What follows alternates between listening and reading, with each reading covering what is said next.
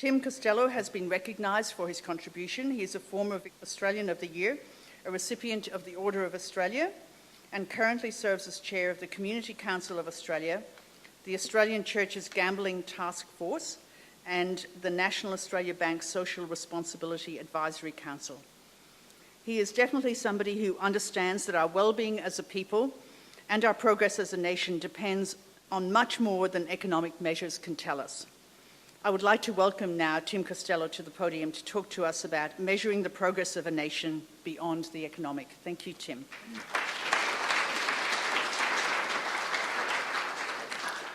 Well, thank you for that introduction. It's pretty much as I wrote it, really.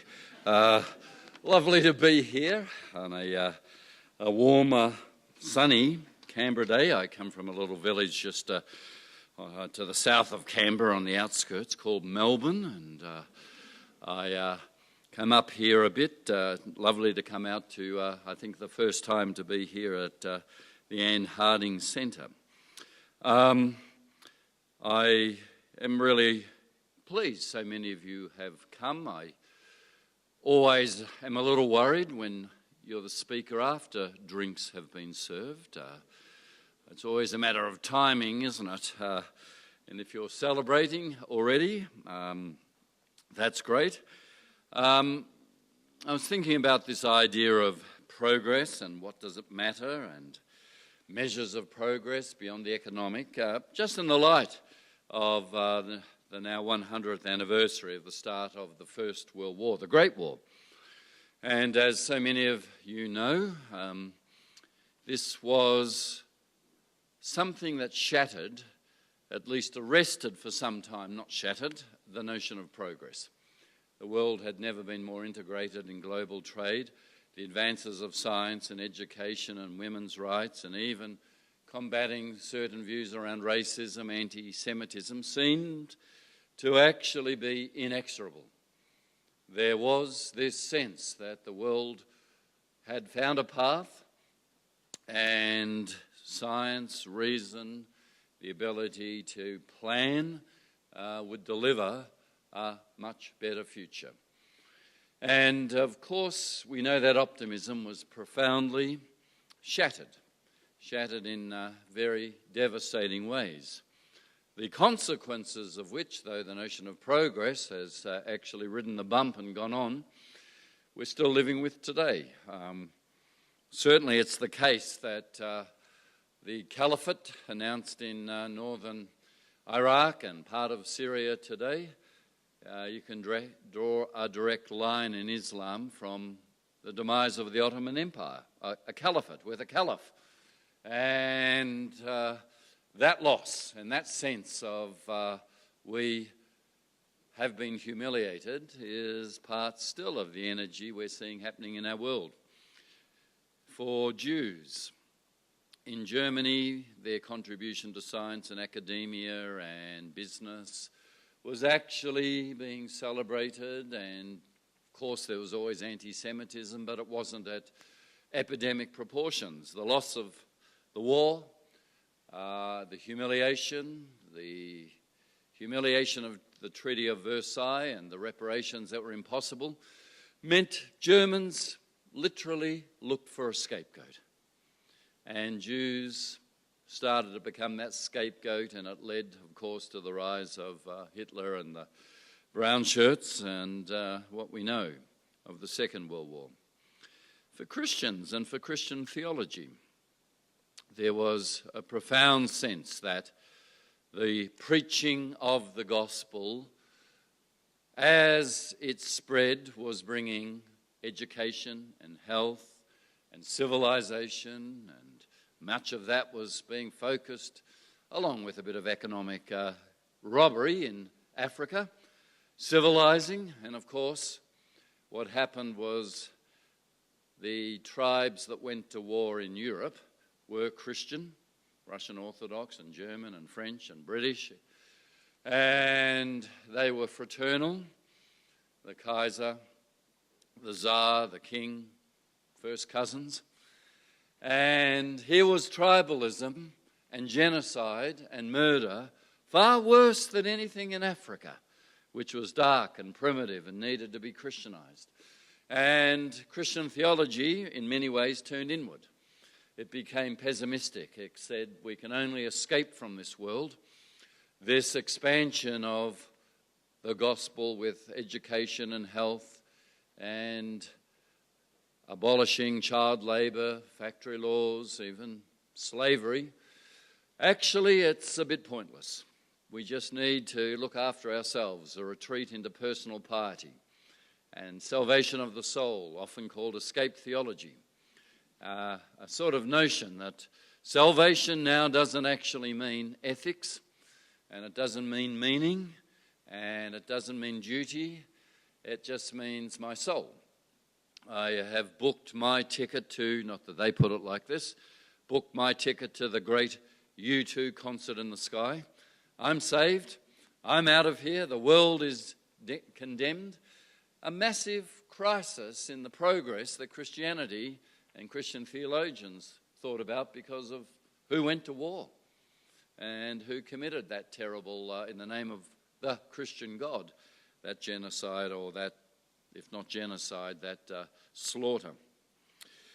So, when we ask the question, what is progress and why does it matter, particularly as we reflect on the 100th anniversary, we can say progress isn't always what it seems. Perhaps it isn't what it used to be. Perhaps it isn't what we thought it was. There are shadows, and that goes to how we think about the past and how we think about who we are in terms of our own self-identity of educated, tolerant, inclusive, generous. We know that a line runs through all of us that is malevolent and fearful and prepared to stand on the shoulders of others to get ahead, whatever the cost. When those fears rise up, that we're nationalistic, that we turn inwards, that we exclude. We're seeing this in the refugee crisis, the other, and demonise them.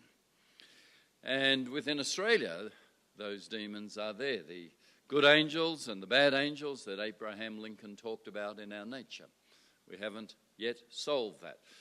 One of my favourite theologians, Reinhold Niebuhr, said, the only empirically verifiable Christian doctrine is original sin. I've often thought about that. The sense of when we are fearful, selfishness and greed and malevolence and lust and the surprise to ourselves. So progress isn't always a given, and we aren't always sure that we are the ones, we should be the ones who know what is right to do. Well, let me talk a bit about what progress is and why it matters. From the Enlightenment onwards, progress was the dominant concept in Western discourse about human existence and what it meant to live the good life. But some highly debatable issues arise. What constitutes progress? How does it work? Who should decide what kind of progress we should strive for? Should it in fact be regarded as the be-all and end-all of collective human life? How do we know if progress is happening? How do we measure it? What should be measured? How, when, and by whom? All matters of contention. And the answers to those questions are closely linked with our social and political preferences about the kind of society we would like to live in. In particular, our view of progress and how it should be measured is directly linked to our vision of a democratic society, our vision of participation, our vision of the health of that democratic society, and how we envision that is certainly part of the answer to how we answer those questions. So, this question of what is progress, why does it matter, is a very dynamic debate.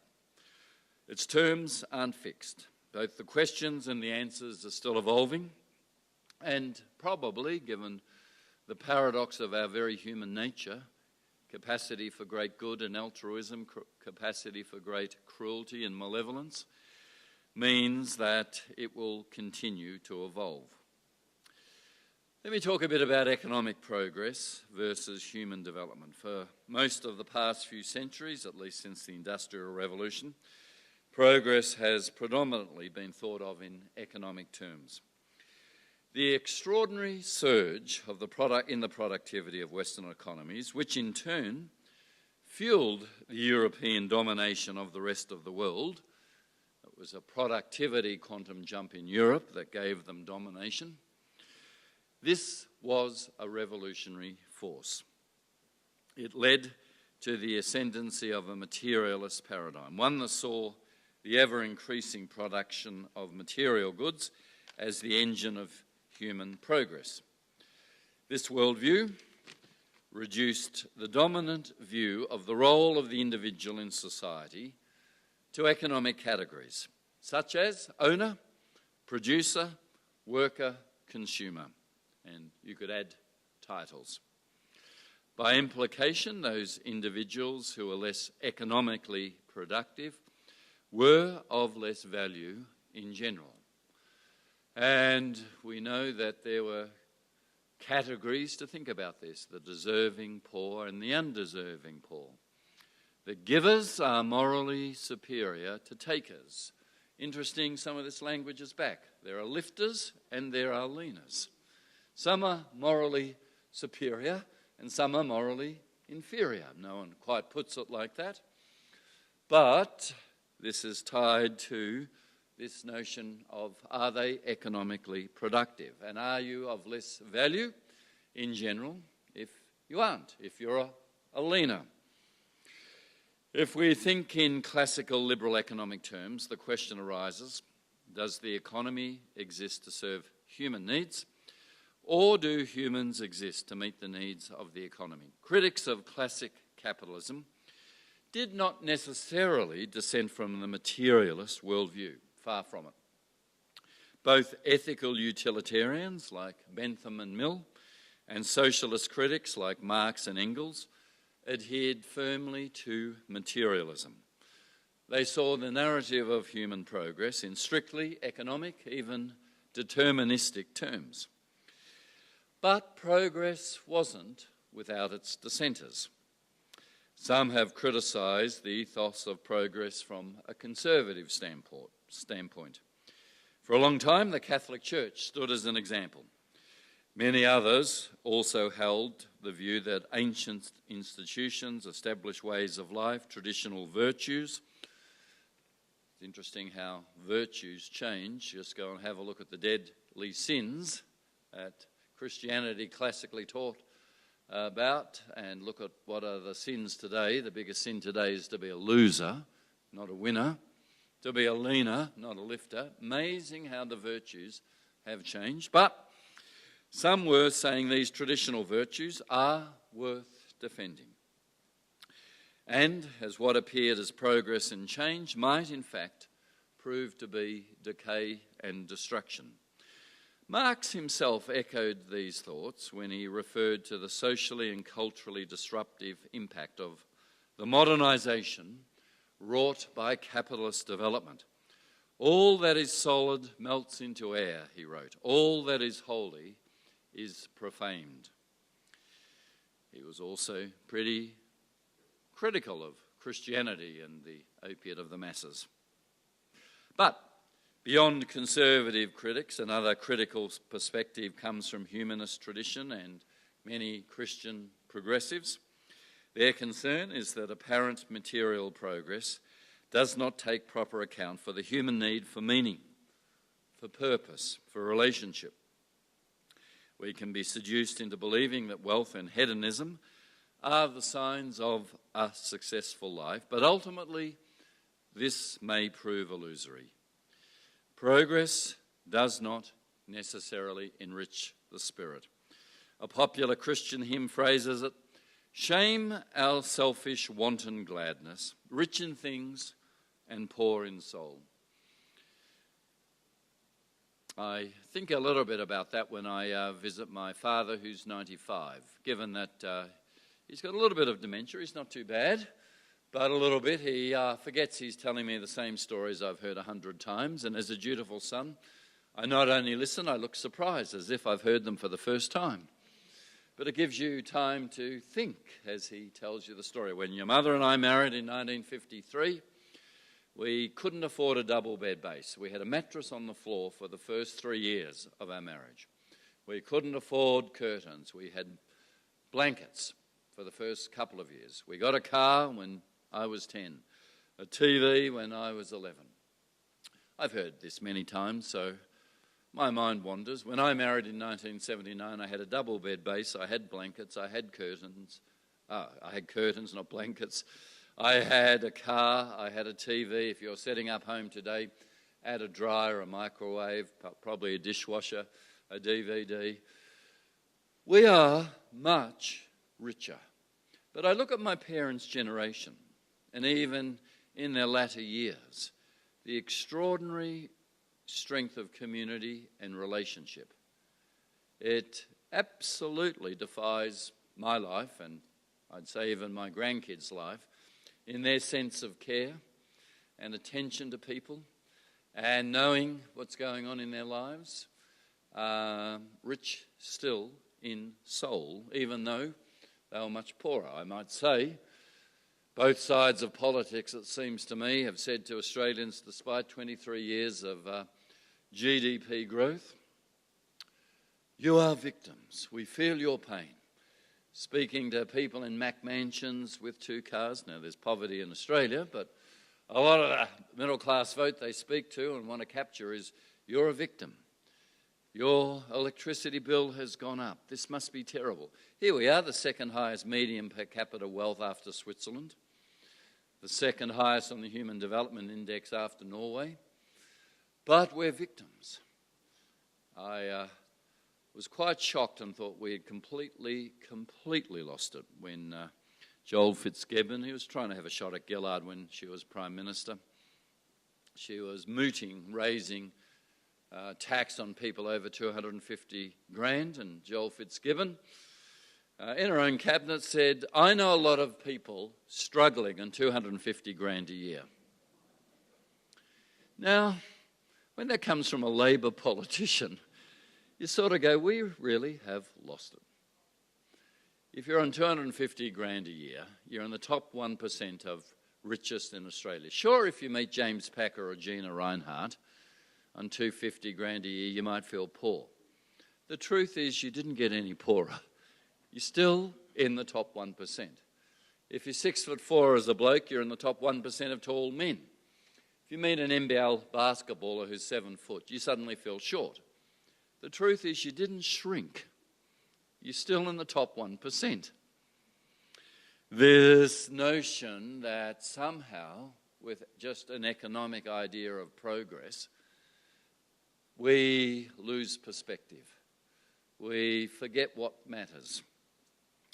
Well, beyond economics, the language of sustainability, which we've heard in the introduction. In recent decades, the ethos of progress, at least when conceived in narrow economic terms, especially in terms of growth, has come under intense criticism from those concerned about sustainability. In the 1970s, Schumacher proposed that small is beautiful. This contrasts with the dominant view: small's inadequate, temporary, inconvenient, small should get out of the way. Economies of scale, what makes sense? Well, the global economy has continued to grow with seemingly inexorable strength over the past decades, a blip in the global financial crisis. But even as the evidence of possibly catastrophic damage to the world's environmental systems has become more and more compelling, it's still a growth trajectory. As part of the C20, I lead that for Civil Society Engagement Group for the G20. We had a very profound debate at the C20 about whether we would even affirm G20's 2% above trend growth. Asking, well, yes, if it leads to jobs, but so much of growth leads to jobless growth, so much of innovation and disruption actually is destroying jobs. Are we, as a civil society, going to buy into that agenda? And in the end, we said yes, but there's got to be evidence of that 2% growth, not just leading to jobs, but 2% growth on the bottom 20% of the world's households. If it's just flowing to the top 1%, yep, you get growth, but it was a very alive debate, that one. Well, the question of sustainability has been a serious challenge to the assumption that unlimited growth is unambiguously beneficial to humanity. Even before climate change took centre stage in global debates, many were uneasy about the true impact of unchecked growth. Too often, the priority given to promoting growth had serious negative consequences for fragile environments, for vulnerable communities, for the livelihoods of people who were displaced and excluded from the benefits of development. Well, I can say in World Vision work we see this time and time again in developing countries. Displacement too often is a precondition for what leaders and banks have decided is economic progress. Some, of course, is on an enormous scale, the displacement of millions in China to facilitate the Three Gorges Dam project. But it's so many, hundreds of thousands of farming families, evicted to make way for housing developments and golf courses, to land grabs to expand export industries. All too often, it's vulnerable people who lose out, including tribal groups and their cultures damaged and destroyed. Justified? By a paradigm of progress. So we stand at a point in history where, on the one hand, economic progress has never exerted such a powerful, liberating influence for many millions, yet at the same time, it runs against and up into the physical limits of the world's resources, the human limits that we can see when we look more closely at the detail of who is benefiting from growth and who is being left behind. Well, for us, there are some lessons from international development, and particularly I want to turn to how our thinking has been challenged, indeed turned around in the last 20 years by the work of Amartya Sen and Mahbub ul Haq, an Indian economic historian and a Pakistani economist, who developed the Human Development Index, HDI. It's been revised over time. Its essential character hasn't changed, namely that it moves beyond measuring economic production as if this was an adequate proxy for human development or welfare. It does this by combining several measures. It highlights two of the strengths of using indexes. The first, they allow measurement of indicators which more closely reflect the actual quality of lived experience. Secondly, they combine the benefits of a headline figure with the more nuanced, detailed understanding that can be gained from disaggregating data. Now, some critics have suggested that composite measures run the risk of inflating our margins of error, of imposing a survey bias. However, these risks are inherent in any choice of measurement, and they're certainly there in traditional economic statistics anyway. The thinking that lies behind the HDI has some very powerful benefits. The benefits, and we use this very strongly in World Vision, are that it starts with a very seminal idea of Amartya Sen, human capability.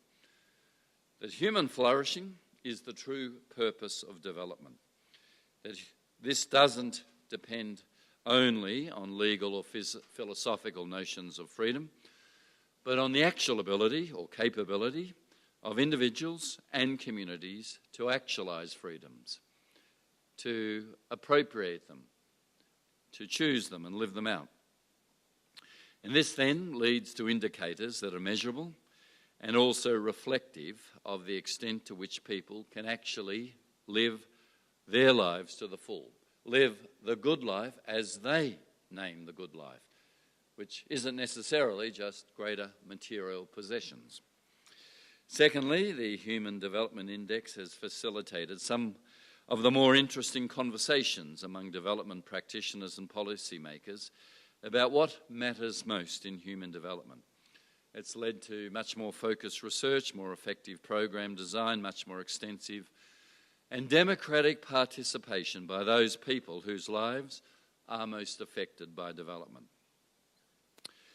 There are also lessons from the Millennium Development Goals process and what will be post-2015 Sustainable Development Goals. The agreed global framework for measuring development since 2001 has been the Millennium Development Goals, themselves an example of applying a composite framework. It allows both a general measure and encourages drilling down into specific components. While all the MDGs have not been met, the fact that they exist, that it's a mirror we can look into, has concentrated minds on the challenges of achieving real human development, particularly on some specific opportunities and naming the barriers that exist. Post-2015, they'll be replaced, we think, by Sustainable Development Goals because environment wasn't embedded in the 8 MDGs well enough. But that, we hope, will reflect an inclusive, robust approach to setting development targets, measures that the world can organise around. Well, in Australia, we have the paradox of affluence, precisely because of Australia's general wealth, widespread prosperity. The sharpness of the distinction between quantitative and qualitative measures of progress can become blurred. It's easy for Australians to mistake more for better. I certainly know that the great story that we all indwell without really questioning its line, so seductive and plausible is it, is the wealthier I am, the happier I'll be. I know that for many people we work with in World Vision, great truth in that story is if as a parent you can't guarantee enough calories for your children, education, health, clean water, you feel a moral failure. There is literally a sense of moral panic and shame that you see in parents' eyes. I also know that when you cross a line, and I don't know where that line is, greater wealth doesn't necessarily lead to greater happiness. It leads to people who are more driven, more stressed, more time poor, less able to actually name what really is the source of happiness, living out their values, having relationships, being true to what their calling is, because they're driven. Well, I think in Australia we have become obsessed with maximising income, minimising tax, maximising the acquisition of toys and status symbols, lionising those who manage to accumulate riches of this kind. Many of us do seek to perpetuate privilege and advantage across generations. Our school funding system panders to this view. I believe it entrenches inequality, it hinders social mobility. I believe Gonski was a great attempt to actually neutralise the power of one sector, say you're not going to lose any money, but the money will actually flow to the disadvantaged by students, wherever they are. It looks like it's not going to be followed through now, which is very disappointing for me. Gender equality, of course, is another social aim which is still far off on the horizon, 45 years after the equal pay case. Female earnings remain about 72% of male earnings. The boardrooms of Australia alarmingly lack women in them. What can we say when Federal Cabinet's sole female member sits among 19 male colleagues? Well, I could go on endlessly about myriad forms of inequality and marginalisation that confront many elements of Australian society. I know you know this issue very well, and the inequality debate, very dramatic, that inequality in America and a number of other countries, but the Gini coefficient starting to blow out here is a profound debate that we're having. And in some ways, it's because of this budget that we have an opportunity to have that debate.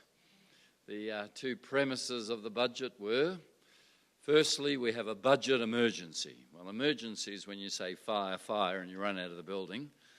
We've got a structural budget problem. Is it an emergency? And the second premise was, and we're all sharing the pain equally. And I've never seen engagement around a budget like this one. Most times, budgets are forgotten by most of the punters within 2 days. They can't quite remember what was in there, maybe one or two things that affected them. I've never seen engagement around a budget like this, 4 or 5 months on. And the inequality debate about the other options to fix the structural budget remedies are now on the table. From negative gearing to capital gains tax to who the benefits of superannuation flow to.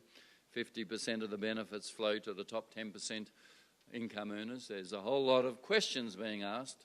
Why have you fixed it just this way? Well, let me say that gross economic figures disguise inequality between groups, between regions, between individuals.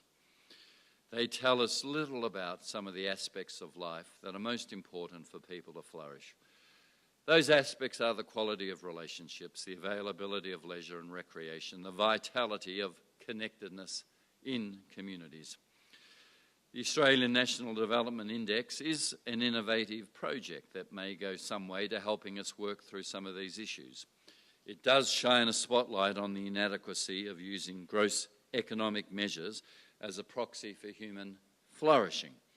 So GDP, GNI is a great measure for what it measures, economic activity, but that's not enough. We know that now in Italy, I don't know if Britain is doing this, they're now including prostitution in the GNI because it's economic activity.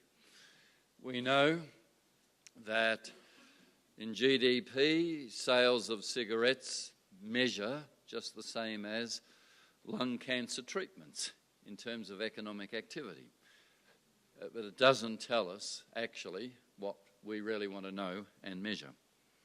So that's why I think the Australian National Development Index is a useful development, an innovative project.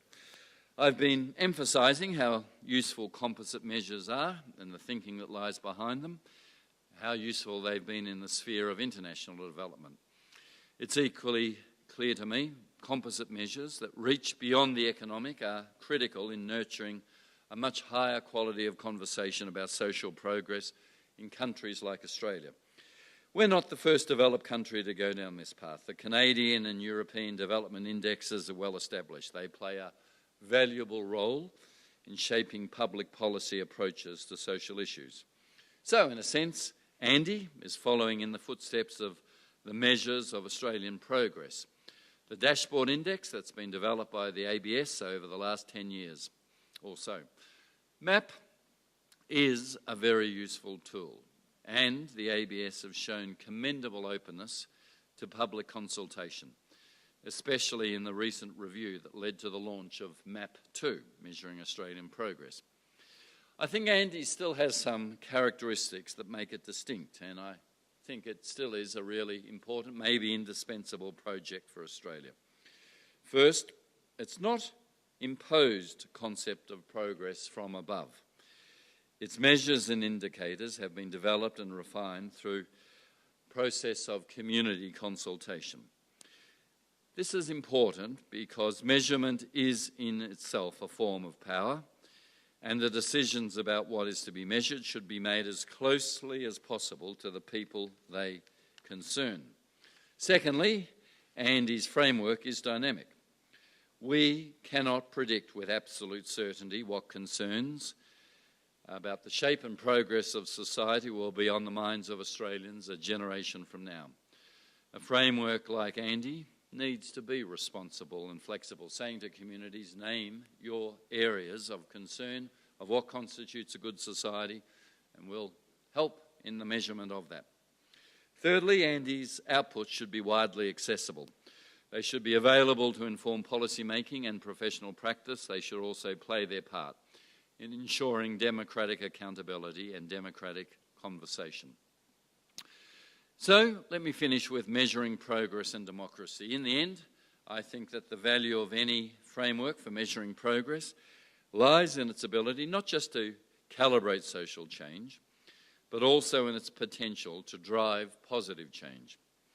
It's where I think Andy has great potential, to act as a vehicle for change through better and informed decision-making by more targeted research and understanding, through driving political and public debate and fostering democracy through consulting communities.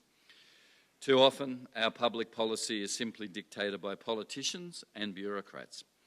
Sometimes these are wholly admirable individuals with nothing but the best of intentions. But the reality of our political culture means that politicians are caught up in a perpetual campaign, usually driven by ideology or, if not that, brand distinction around their political vision and notion of progress, which may not align with the collective wisdom of the Australian community. I think Mark Latham's latest book about political bubble is worth a read, saying the major parties have been captured by extremes of particular brand distinction. Most Australians are completely over politics. The distrust deficit is much worse than the deficit and debt problem in the budget, and they have profoundly checked out. So I think helping people to check in again and to name what's important to them is pretty critical. I know when it comes to major parties, political parties, all they have to do to win an election is to be slightly less worse than the opposite party.